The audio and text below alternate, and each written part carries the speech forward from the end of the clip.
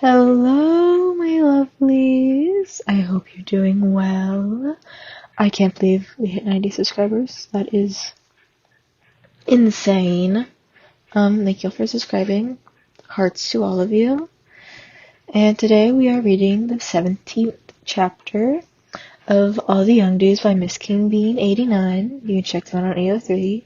I will be putting the link to this in the description, because I need to get better at that. And I hope you all have enjoyed the chapter. Chapter 17. First year. 12. Summary. Happy birthday, Raymits. Cake and cartography. Ramus's 12th birthday fell on a Friday that year. Usually on Fridays, after lessons, James would force them all to go and watch the Gryffindor Quidditch practice, and Ramus would read quietly to himself. Sirius, however, had managed to convince James that he could miss just one practice, especially as he wasn't even on the team yet, and that Ramus might actually want to do something different on his birthday.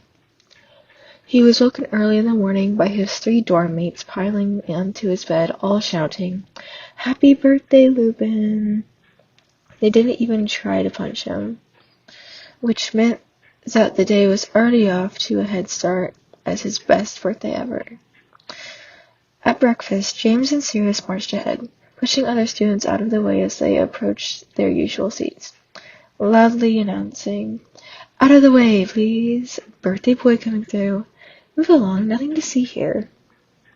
Ramus wanted to hide under the table by the time they'd reached it. His 3 friends made a huge show of serving him his breakfast rather than letting him get anything for himself. Peter poured his tea. James loaded up his plate while Sirius buttered his toast. "Do you have to?" Ramus groaned, horribly embarrassed. "Absolutely," James said. "Definitely." Peter nodded. "Unquestionably," finished Sirius. Ramus shook his head, blushing hard and looking down at his food when he had finished, which took a while because he had been served double portions of almost everything. They all stood up, still grinning widely at him. "What?" he asked, twitching nervously.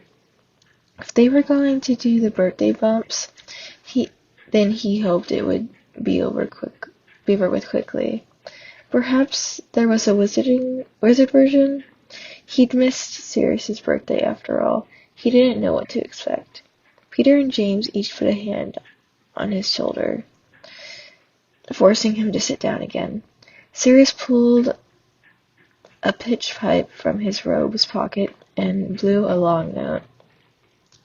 Ramus squeezed his eyes shut. Oh no.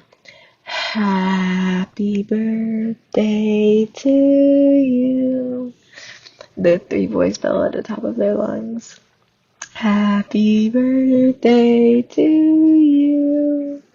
Happy birthday, dear Ramus." Now the rest of the hall joined in, and Ramus covered his head with his hands. "Happy birthday to you." "Hip hip," James yelled, standing on his chair. "Hooray!"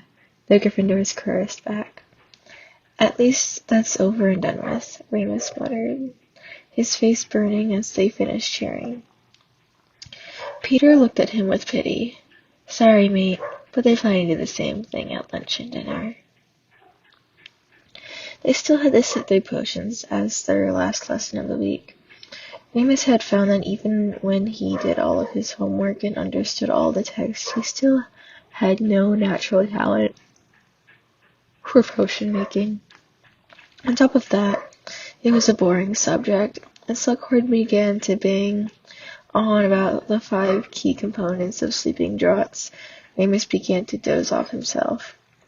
Snape didn't bother him. Actually, Snape hadn't so much as glanced in Ramus's direction since the incident in the corridor. Lily flashed him a smile and wished him happy birthday before rolling her huge emerald eyes as James and Sirius attempted to convince Slughorn not to give them any work out of respect for the occasion.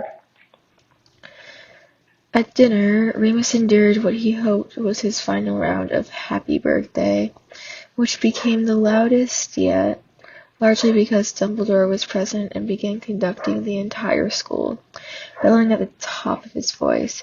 He also received a few cards, one from the whole of Gryffindor House, another from Matron along with a new pair of socks. After dinner, they sat in the common room, and Sirius lugged down his heavy record player and put on Electric Warrior for the 100th time since Christmas. I was dancing when I was 12. At some point, a cake was produced with red and gold Gryffindor icing and 12 pink candles. When Remus cut it open, all the while encouraged to make a wish, but not able to think of one single thing he wanted, he was amazed to find that it was made of 4 different flavors: 1/4 chocolate, 1/4 lemon drizzle, 1/4 Victoria sponge, and 1/4 coffee and walnut. Like your toast. Sirius grinned, looking thrilled at the expression of surprise on Remus's face. Thought you might get bored if it was all one flavor. Wow, thanks. So, what do you want to do for the rest of the evening? James asked. It still looks light enough if you did want to go and watch the... He doesn't, James. Bloody hell. You're going to have to start developing some other interests, mate. You're getting boring. I don't mind if you want to go and watch the Quidditch practice, Remus said hurriedly. You've already done plenty, honestly. 3 songs in one day. What more could a 12-year-old ask for? No. James shook his head heroically. Sirius is right. It's your birthday. We'll do something you like doing. They were all quiet for a little while before James cleared his throat. Lupin, what do you like doing? Remus thought. He could very easily give a list of things he did not enjoy doing. Football, homework, flying, potions. But no one had ever asked him before what sort of things he did enjoy. He likes watching telly, but so far he hadn't discovered a TV at Hogwarts. He liked being able to choose what he ate for breakfast and dinner. He liked listening to Mark Bolan singing through Sirius's record player. None of these things are really hobbies. Reading? Peter said, trying to be helpful. You read a lot. Do I? Remus raised his eyebrow. He hadn't thought about that, but it was true. Since Christmas, anyway, he'd finished all his sets for text this year, and even a few books checked out from the library. Oh, yeah, great. Sirius rolled his eyes. Happy birthday, Lupin. Let's start a book club. Sirius snickered. Pete looked annoyed. Well, I don't know. What's in reading? You seem to really like detention, Remus. Remus laughed at that, holding up his hands apologetically. Sorry, lads. I reckon I must just be really boring. What about when you disappear off? Sirius asked suddenly. Remus balked.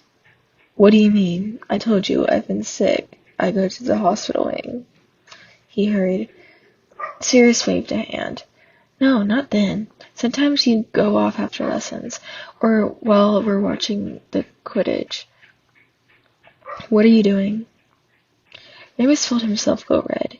He'd been wandering off by himself less and less, but clearly his friends had still noticed. They all looked at him expectantly. He bit his lip.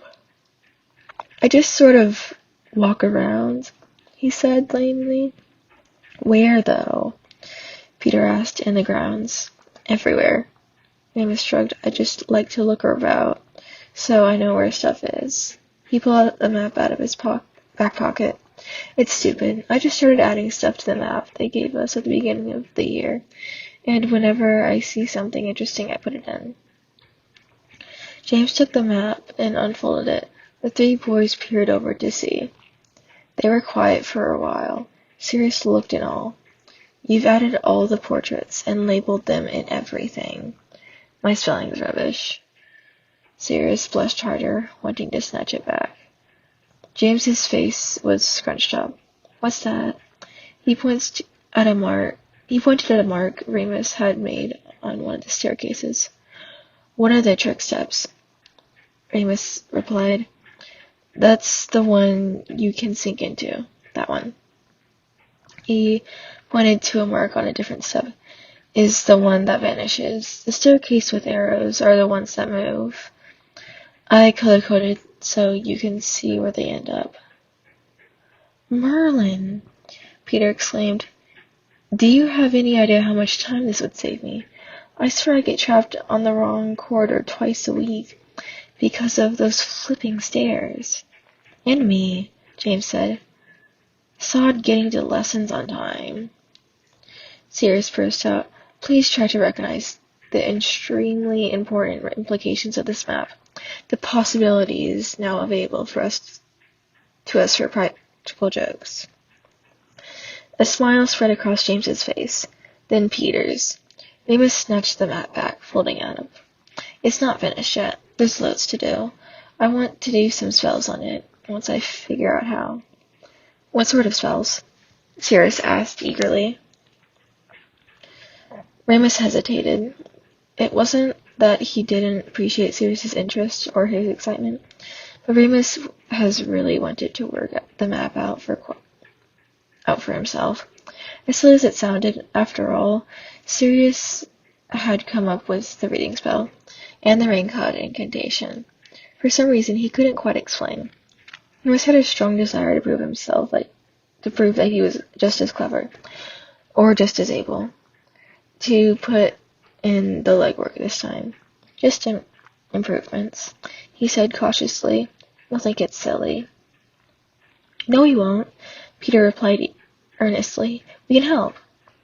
I suppose. It's my map, though. Of course it's yours, James smiled soothingly. Like the Coke is mine, right?